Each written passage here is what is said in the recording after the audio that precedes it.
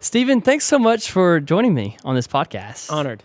Yeah, I'm really looking forward to this episode. It's all about songwriting, and you've been writing songs for decades. Just share with us a little bit about your journey of songwriting. Yeah, it started for me as a kid, even as young as like 8 or 9, I was always noodling on the piano. And I remember I got my first copyright. It was like a big deal in my hometown to copyright something when I was 10. And so that Now, your hometown, where are you from? Yeah, originally from Galesburg, Illinois. Okay, Illinois, Yeah, very nice. Illinois. Yeah, and that eventually grew, once I started focusing more on pop music, I, started singing more, which was moving out of composition and a little bit more into like pop songwriting and studying that art form. And then once I gave my life to Christ, writing a lot of worship stuff and just stuff that was, I guess, directed more towards a conversation with God. Absolutely. Take us on that journey of songwriting of before you knew the Lord, and kind of tell us how it kind of transformed from over the years, how it has evolved. We write what we know, and so whether it's writing a song about a relationship, there's a sense of writing about what we're passionate. I mean, we can force it, of course, and I do. With some of my students, I'll have assignments where, hey, I want you to write specifically down this lane. And that can be really helpful sometimes. But when you're on your own, you tend to write with what's inspiring you. And that could be a book, it could be a movie, it could be a conversation. And so I don't know that I noticed a huge immediate shift between the two, but I just found that I was the word I would use is fascinated with God at that point in my life that I was like, it just seems natural to write about that, and it feels forced to write about anything else. Right. That's good, man. That's good. And songwriting is so important for yourself and for the church. Absolutely. Can you share a little bit about that? Yeah. Well, the church, I would say, aside from the senior pastor, your worship pastor is going to be the most sort of prominent figure on the stage, and we are, in a sense, preaching messages as well. We are espousing on theology, but it's through song, it's through lyrics, and so what we say, how we say it, is really, really important. I would venture to say that the congregation remembers the lyrics to a song way more than they do even the 3 bullet points that a pastor will give on a regular week. So what we say and making sure that it is truly reflective of the God that we are worshiping, I think is incredibly pertinent. Absolutely. Can you give us some practical tips on how to become a songwriter? Maybe you're listening and you're looking at Stephen here too, maybe on YouTube, and you're wondering, how can I start songwriting? Can you give us some tips on where to begin that journey as a worship keys musician personally? And then also, what advice would you have to the worship leader at a church who wants to create an atmosphere, an environment to start writing for their church? I think I'll start backwards here and Absolutely. and start with the worship leader piece. And the reason I do that is because there is something really powerful, I think, about when we have songs that are homegrown, so to speak, that are from our community, for our community.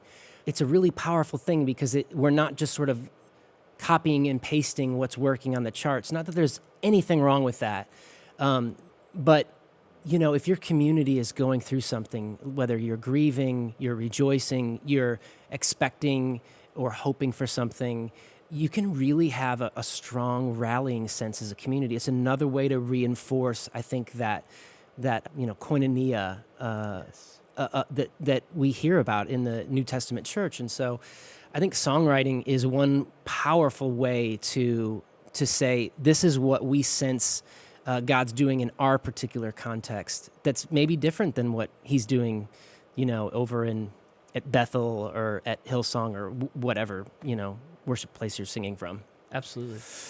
As it relates to starting songwriting, I think everybody approaches this thing differently, I know some writers who they will flesh out a lyric first. And then, like my wife, when she writes, she's a lyric first person, and then we'll come at the melody and the harmony and things like that. But, if you're a worship keys player, most likely you're going to be approaching this from, from just your playing perspective. And so one of the great things we get to do, and it's probably not done nearly as much in more of the non-charismatic circles, but is sort of just free worship, what I would say, where you just sort of sit down without any stated objective. You have no, modal sort of like goals or anything like that. I'm just going to play. And I think there's something really powerful about even just that word, play. So from a worship perspective, I think God loves when we just play, when we just enjoy the gifts that he's given us. And so setting down, maybe you hit record on your iPhone voice memo just to capture something. Ooh, that was kind of cool, but just starting out by just like, I'm just going to just go and see what comes out. One of the exercises I have young songwriters do is I make them start every morning and free write for 10 minutes. And what they'll do is I'll say, pick an object, and then I'll say, you're going to write about that object. So let's say it's an orange. You're going to write about that orange for 10 minutes straight. You can't stop, and you're bound to the senses. Okay, so what does it taste like? What does it look like? What does it smell like? What does it feel like? Et cetera. And for us as instrumentalists, one way that we can sort of do that is by just sitting down and focusing on, all right, this is kind of what I'm going to do for 10 minutes. And maybe it's you give yourself parameters where it's like, all right, I'm going to be in this mode, or I'm going to play in this key, or I'm going to approach it in this genre or time signature. But give yourself some parameters and just say, it doesn't matter how terrible this comes out. I'm just going to play, and I'm just going to have fun. And maybe you can even make it a part of, your worship if you're able to sort of do that while you're creating as well. So for a church wanting to begin songwriting, where do you even begin with that? I think writing individually looks differently than it does collaboratively. Right. And I love writing collaboratively. So I'll start there by saying the most important thing is you can't just show up without your toolbox. It's like we would never, Carson, if you and I were going to go, build a shed, right, in your backyard, I wouldn't just show up and be like, okay, cool, man. So what are we doing again? It's like, I want to bring my hammer. I want to bring my nails. I want to bring, all the stuff that we need. And so I think oftentimes when we do these songwriting sessions, we think, oh, we're just going to show up and expect to be filled, with this like inspiration. And sometimes that works, but more often than not, it usually gets kickstarted from an idea. So a lot of times if I'm hosting like a co-writing session, I'll say, all right, I want everybody to come in with like 3 or 4 different ideas, whether that's a lyrical idea, a rhythmic idea, or a melodic idea. But that usually can kickstart the creative process. There's nothing worse than just sort of sitting there staring at each other like, what are we doing? Right. So if you can come in with like, even like a guitar riff, like if you're a rock, outfit, just coming in with a really cool riff, like that instantly kicks off, oh, cool, I'm going to play this in the drums. And, a vocalist is, oh, I got this idea, and I'm hearing this. And so coming in with an idea, with an objective is really helpful. And that can be done in a number of different ways. I think you can approach that, again, musically, but you can also approach it like, in the worship context, I often think, well, what are we missing? And to be honest with you, I think it's been this way for a number of years. I remember sitting down with Jeremy Riddle. This was, years and years ago. But he said the number one songs we're missing is the call to worship. I hear so few calls to worship. Phil Wickham is one of the few very popular Christian songwriters who consistently writes calls to worship. Kind of that first song of like, it's going to be upbeat, it's going to be fun, it's going to be something that's maybe not too intimate of language and things like that.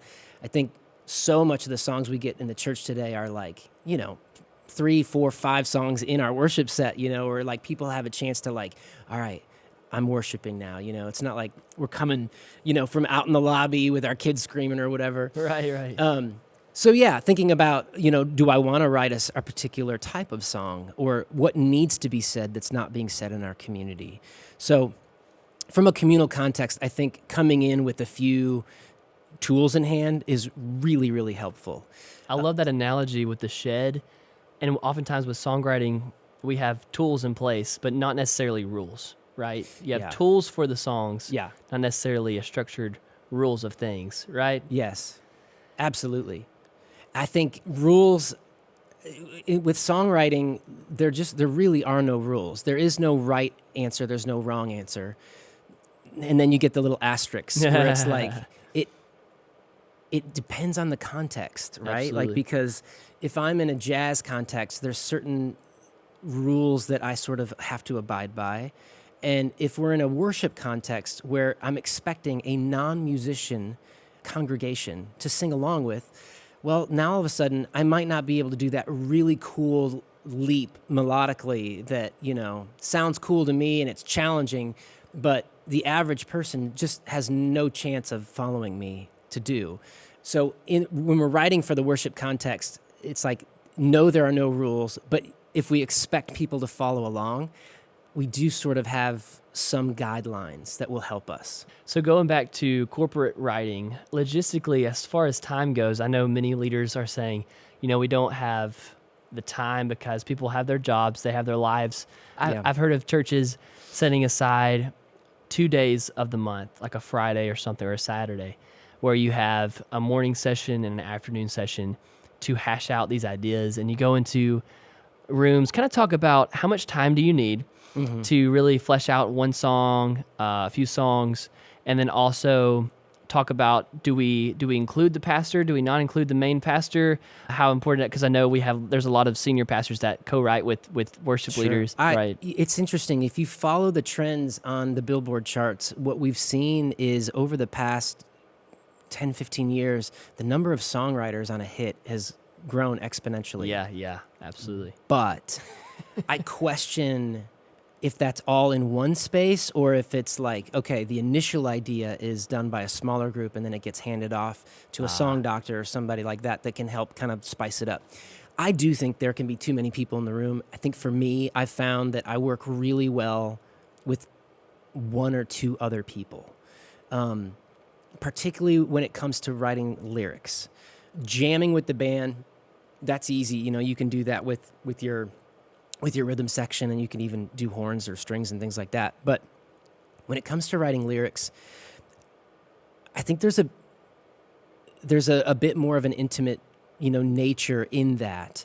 And I'll also say that depending on the type of song you're writing, that could take different shape in terms of the length of time. If we're writing something repetitive and simple, like Holy Spirit, you are welcome here. Come flood the place, fill the atmosphere. There's nothing overly complex about that type of song. It doesn't mean it's not good. It's very good for what it is, but it's very different from, say, How Great Thou Art, or a modern hymn context in Christ Alone, where you've got this rich imagery, and that does take time. I think, when I'm teaching young songwriters, I'm talking to them about, look at your verbs, look at your adjectives, and make sure that they're rich with imagery. So, for example, from a songwriting perspective, if I say, I miss you, you can't see it, you can't hear it, your mind can't, it's abstract. But if I say, I miss you like the deserts miss the rain, to quote a famous 90s song, well, now all of a sudden I've got this image in my head that's very concrete, and our minds tend to want to grab onto that. And that's why some of those old hymns, it's why they have the staying power that they do, is because they were very intentional with using analogy, with using metaphor, simile, and things like that, that, quite frankly, I think many of us go through our English courses, and we kind of why am I taking this? Why do I have to learn this stuff? Well, if you're going to be a writer, good writers understand the craft of the English language. That's good, yeah. Yeah, there's huge tips, huge tools that you can use at your disposal. And if you don't know them, it's going back to our analogy of the shed. It's kind of like approaching the shed, but only having a hammer. Right. When you actually have a screwdriver as well, and you have, all these other tools at your disposal. Absolutely. And I feel like that's a great point. And many songwriters, maybe when you're beginning out, you might forget some of the things, simple things, as far as maybe, like if I was talking to you and to use your analogies, like, oh, I miss you. He's a great keys guy. You're like, wait, what? Who's a great keys guy? Yeah. If you switch tenses all of a sudden, and I think in yeah. worship songs, sometimes we do that. I don't know if you've seen that with people starting out to write music, but sometimes we write a verse that's like, God is so great, God is so great. And then you get to the chorus and, you're speaking right to God. Yeah, and it's first like, person. you can totally do that. You can switch it up, but talk a little bit about that. Yeah, I mean, I've heard it at the highest levels of Christian songwriting. I mean, I've heard it at the highest levels of every songwriting, but I remember, this isn't to point out, but Hillsong was particularly guilty of this, like in the late 90s, early 2000s, but there would be a lot of like verses, like you were saying, that were very third person, and then they'd switch to first person. And so, yeah, for any songwriter, in any genre, check your tenses, and don't assume that first person is always the best tense. So, I think we jump to, well, speaking me to you is always, the strongest. It's not. It's the most intimate. But again, if we're writing a song that's a call to worship, that may not be what is suited for that particular, time and place. Absolutely. So using third person, can be really helpful there. So yeah, things like that, like just checking your tenses, and you could even write a song and flip the tense and find, oh, this works better in this tense. I'm reminded of the scene, I don't know if everybody's seen this movie, but That Thing You Do, they have this song called That Thing You Do that they're playing, and it's a ballad, and it's a good song, but it's really not working. And all of a sudden one night, the drummer just kicks up the tempo, like 25, 30 BPM. And all of a sudden now it's this like really kicking song, and the crowd goes nuts, and it just works. And that's oftentimes, I think, with songwriting, we get pigeonholed because we've always played it this way. But it's like, maybe try a different approach with it. Maybe the song that's good could be great if you approached it in a different way. That's good.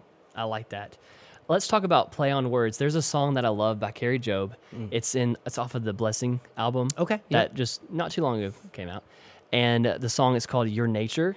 Okay. I love it because I'd have to pull up the lyrics. Actually, I probably will right now. Go ahead. But basically it starts off with the song talking about the physical nature that God has created. And then it goes to, it's in God's nature to love us. And so it's kind of this play on word phrase, I should say, play on idea, because it's your nature to love us, your nature to be good. And then also you've made the nature like the hills and the valleys, and and it's good. I'll read the lyrics because it's just so, I think it's so powerful. You bring life to the barren places, light to the darkest spaces. God, it's your nature. You bring joy to the brokenhearted, hope to the ones who've lost it. God, it's your nature. It's just his nature. Yeah. Then the chorus, there is no desert that your streams can't run to. It goes to a physical place on the earth. There are no ruins that your love won't make new. You tell the wasteland that it will bloom again because it's your nature. You will restore the years that shame has stolen. You keep the promises that you have spoken. I know this wasteland will be whole again because it's your nature.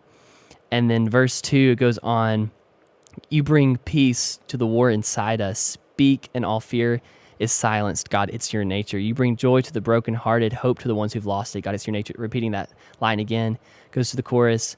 And then in the bridge, sing out, O barren woman, sing out, O broken man. Stretch out your hands believing this is your promised land. Break out of disappointment, break out of hopelessness. Stretch out your hands believing this is your promised land. And then, it goes back into the chorus. It's so good. Isn't that awesome? So good. And, you're talking about using a play on words. And really, when you think about it, Carson, like, why do we put rhyme in song? Sounds good. Okay. Feels good. Sounds good. The reason that we started injecting rhyme in song was because it's a mnemonic device. It's a way to help people remember these things. And there are all these tricks that you can use in songwriting if you study them. So you've got rhyme, of course. We already talked about analogy and metaphor and simile. And if you're not sure what those are, you forgot from high school English, go look them up. Those are powerful things. But even something like what you're saying, like the word see. Like there's many different definitions of see. There's S-E-E, S-E-A-E, there's the letter C. And so we can use that all within one line of a song. Rappers are great at doing this. They'll have this subtle play on words, and I'm astounded with how often I hear it in hip hop. But that's just another one. Another one that you can mess around with is opposites. So for example, a good opposite line might be, I was trying so hard to fit in until I found out. Yeah, You know, that's powerful. Or, you know, there's one that my wife wrote in the song, Bring Me Down. And it's just only from the bottom could I see up. And so anytime you use an opposite, your brain tends to want to latch onto it. It's a mnemonic device. You say yes, I say no. You know, that whole thing of, you know, you say goodbye, I say hello. Right. I mean, those are good lyrics because our brains just kind of naturally like certain things. We like form, and we haven't talked about form or rhyme scheme at all yet either, but we like predictability to an extent. So with any songwriting, there's a spectrum of sort of like easy to remember, hard to remember. And what you see, and I wish I could show you and draw this out for you, those of you that are listening, but if it's easy to remember, most likely you border on trite and you border on, you know, like overly optimistic, naive. So like, for example, Mary Had a Little Lamb. Like we all know that melody. We could all sing it in all 12 keys. And that's because it's very simple. Like there isn't a lot of melodic, you know, leaping happening in the melody. It's very, you know, tight. But it's also very elementary. We teach that to our kindergartners and preschoolers. And then if you go more complex, either rhythmically or melodically, well, now all of a sudden it might be harder to remember, but it's more interesting. And so if you make a jump from a root note to the seventh, like that is really interesting, and it's something that our ears aren't used to hearing, but it's also really hard to sing. Right. You know, so I hate to say this, but Taylor Swift is brilliant at crafting a hit that's very memorable and yet is just complex enough, whether it's rhythmically or melodically or lyrically, to be interesting. So like I did a study of her album, it was 1989, sorry. And she has all these one-note melodies throughout. It was like 100 different cases of like one-note melodies, like da-da-da-da-da-da, Right. But what's interesting is that if she's doing that, she's doing something interesting rhythmically, or vice versa. If it's simple rhythmically, she's doing something complex melodically. And so if you're writing something and you're trying to find a balance, you're like, this feels too, you know, naive or just too simple, then change up the other area that you're not focusing on. And that will help to kind of keep things interesting while also keeping them memorable. Can you share with us some pet peeves that you have for songwriting? My number one pet peeve is cliche lyrics and predictable rhyme. And it would be easy to pick on Christian music, but I mean, I perused the top 10 on Spotify last week, and I'm listening to songs by like Doja Cat and, you know, all these artists where I'm like, this is just lazy songwriting. And that's not to criticize, but you said I could step on toes, so I'm going to do it. There you go. Yeah, cliche are things that like, I mean, the definition of cliche is something that's overworn. Like, you could say that like a well-trod path is cliche. So yeah, driving me up the wall, your love from above. I don't hear that one as much as I used to. Your face in this place, like those are so predictable. We've lost the power of the image. Do you know what I mean? Yes. Kind of like Fire and Desire. You hear that a lot too. Yeah, or there was a season where Water, like the reason Oceans was a big hit in the church was because it was fresh, But then when everything had to like have an ocean or water or waves, it was like we kind of just lost it, you know? And so we go through these seasons. And so I would say if you're a songwriter, don't look to what's working right now in the marketplace, because it will be overtrod by the time your song comes to the wherever you're playing it. I would say try to stick true to like what is happening in you, and stick to what you know. Like I love listening to like Stephen King as an example. He's a great writer. Stephen King sticks to what he knows. He writes about the countryside of Maine. You know, he's sort of locally bound because he knows all of the sounds and the images and things like that. And so for you as a writer, you know, if you have you have a particular outlook on life, and when we try to copy what's working somewhere else, it feels like a copy. It feels like, you know, a facsimile of something that's just been done before. Right. So I love, like, when you shared that lyric from Carrie Job, like, that felt fresh to me because it felt like she experienced that, you know? Yes. Like, that was a lived lyric. That's good. Yeah. And so often we just have these lyrics where I think this is what people want to say, or I think this is what's working, and inevitably it won't. That's right. I think my favorite thing that you've said is the experience, right? You can't write from anything that's not your experience. Yeah. You know, and if I try to tell someone about you and I don't really know you, I'm only going to get so far, and it's only going to be so believable to a certain degree. Right. If we're not in that place of intimacy with the Lord, reading his word and in prayer, we can expect to write great worship songs. I totally agree. You know, we write what we know, but there's also a place for like having new experiences, you know? And so if you're finding that you're dry with your writing, like go experience something, go to a different church, you know, worship with different people, you know, play with a different group, you know, grab a new keyboard sound or something, you know, just get outside of your normal rigmarole and expand your horizons a little bit. That's good, man. Thank you so much for sharing with us. I know there's so much more we could even dive into, but before we close, I do want you to share a little bit about your past experience. You were in a band, 1,000 Generations. You've had some hit songs, and you've written with other wonderful people. Kind of talk about your past successes. I know it's hard to do that sometimes, but talk about your success in some of these songs and how you did it, and also the difference between writing independently and then for a label. You know, I've been a producer now longer than I was an artist. I was with 1,000 Generations and led that for almost a decade, and I've been producing for 2 decades now or more. And I think it all really comes down to a collaborative effort. You know, I think I'm pretty good at some things, and then there's just some things I'm not very good at. You know, and I'm acutely aware of where my shortcomings are.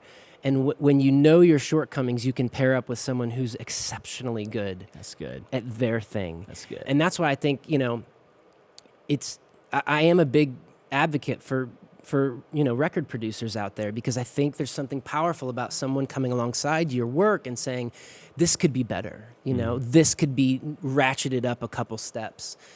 So, yeah, I think collaboration is really important. I think giving yourself time to graze, so to speak, is important. You know, we talked about writing what you know, but I think if you don't play for fun, like if it's always like, I'm going to practice this scale, or I'm learning this song, like if you never just sit down and play and just enjoy the process of music, then it's so hard to get in the creative space because you're not used to accessing that part of your brain. Absolutely.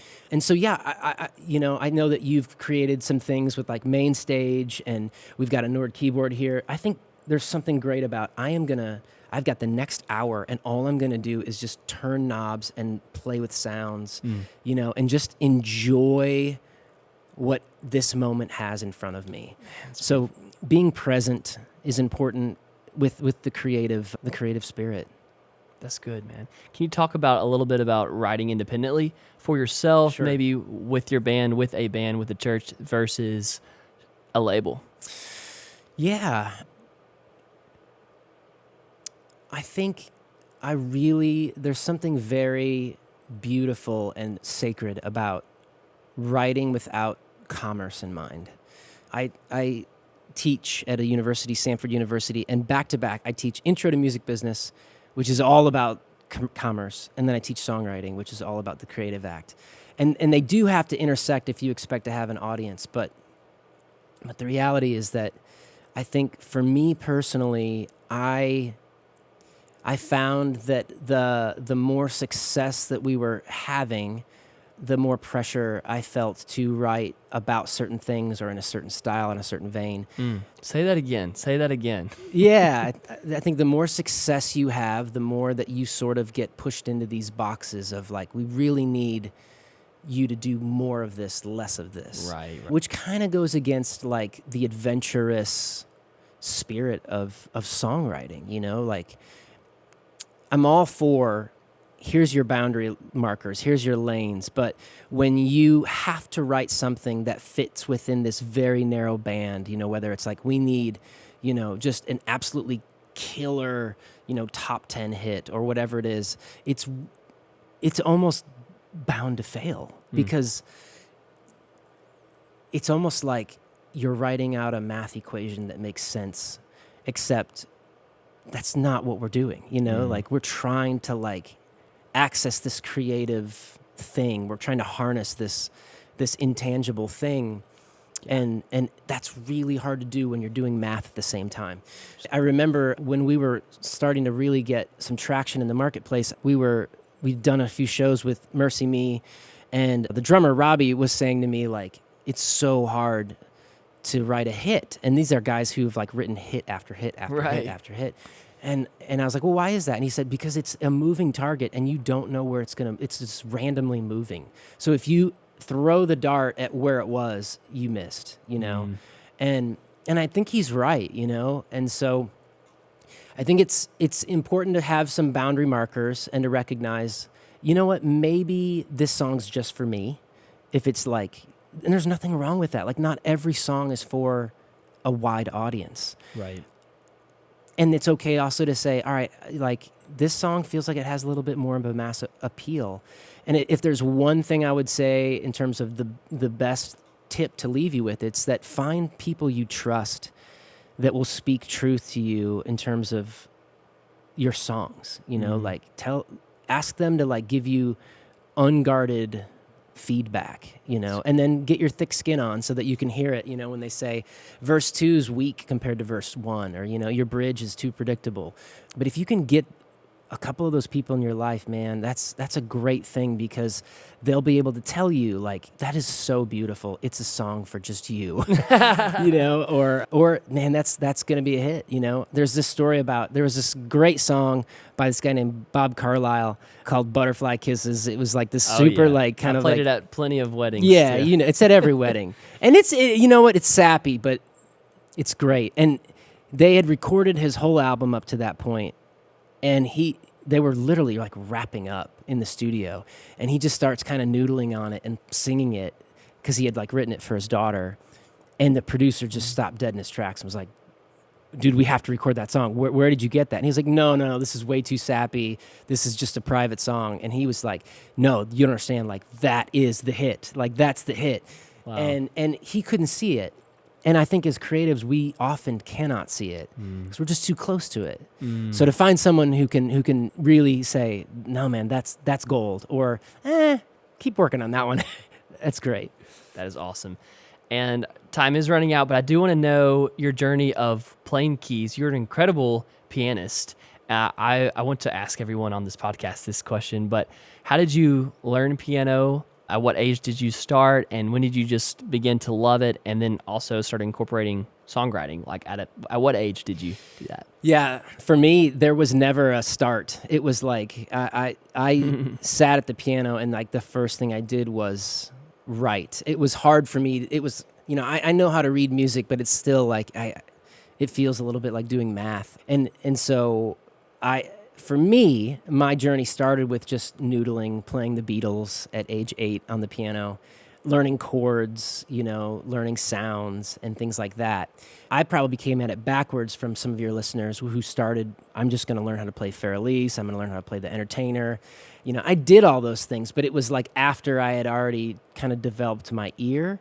Yeah. So, and they're both learnable, to read music and to develop your ear, but it's also, it takes time and it takes effort. And so, Absolutely.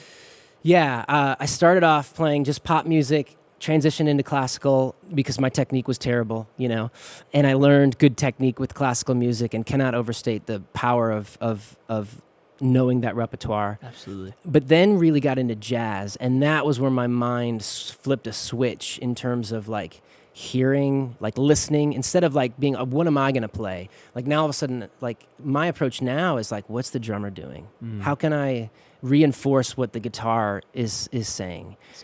How can I get out of the way of the bass player because he's got that locked up and there's this huge gap here in the mid-range or the high end. So yeah, I think playing in bands and ensembles really helps to develop me as a keys player. Piano is one of the few instruments that we can totally self-accompany. Like a bass player can't do that as well, or a drummer. So they're used to playing with others. Absolutely. Sometimes we're just a little bit selfish because we haven't had to play with others. Right. So yeah, if you can get with a band and then, listen to what your guitar player's saying. If he's like, hey man, I'm kind of already like covering this territory, like do something up high, or the bass player's like, hey, you're stepping on my toes down here, pay attention to that because it is a learned skill to transition from I have to cover the whole arrangement to I'm now playing with a band and all I am is filling in this tiny little spot, Right. It's just like a clarinetist would never go, oh, I'm responsible for, down to like 60 hertz all the way up to 16,000 hertz. They know that this is their area. And just because you can do something on the piano doesn't mean you should. That's good as well. Yeah. And if you're watching this on YouTube, you can see this beautiful Hammond B3 behind us. Yeah. If you listen to the podcast, you can just imagine this Hammond B3 just nearly 6 feet behind us. But this is your B3, you're a B3 player. Yeah. Tell us a little bit about that. Some listeners are B3 players, and you absolutely shred a B3. So. Oh, thank you. I've been a session player for projects since I graduated college. And so I have a website called hereaftermusic.com that is, yes, me as a producer, but also as a session player. And so I found that, it's not hard. Like a Nord, in my opinion, can sound incredibly close to a real grand piano or an upright or even a Rhodes. But I've yet to find a good B3 patch that's really convincing on a keyboard. And so I, many, many years ago, just bit the bullet and invested in a big, giant wood piece of furniture and the Leslie that goes with it because there's nothing like moving air and circling, a rotating speaker. It just, I've yet to find anything convincing. So whenever I get asked to play on projects and tracks, I'm always like, I'm going to do the real B3. I don't want to fake it. It's amazing. Yeah. Have you ever written a song just on the organ? I have. Yeah. Really? Okay. I did. For 1,000 Generations, I wrote one because I was like, I really want to do something, that was specific to organ. So yeah, actually I've written a couple, come to think of it. I got commissioned to write a jazz piece for the Heartland Film Festival and did that on organ too. That is so exciting. Yeah. Can you share anything that you're excited about for this year? Any projects that you're working on with artists? Anything that you're teaching at Samford? Anything you would like to leave us with today? Yeah, I mean, I love what I get to do at Samford. I'm teaching the next generation of songwriters and music industry leaders. And so I really am excited about the classes I'm teaching, but I get to work with a lot of great clients. And I feel like more than ever lately, I'm getting asked to master music, which is like, at first I was really intimidated by it because I'm so used to producing and mixing. But as I've kind of dug deeper into it, I'm like demystifying the process. So I'm loving mastering tracks now and kind of adding that last layer of polish and sheen before it hits the Spotify waves, so to speak. Awesome, man. Well, thanks so much for being on this podcast with me. Thank you for having really me. appreciate it. Can you repeat again your website and maybe how people could contact you to ask questions about songwriting, maybe get lessons from you or more information at Samford, whatever? The best way to contact me is right on the website, hereaftermusic.com, and it's HERE aftermusic.com. potaczek.com. Awesome. That'll be linked on the description here in YouTube and also the show notes here on podcast. So, Thanks for having me. Yeah, my pleasure. Thank you, Stephen.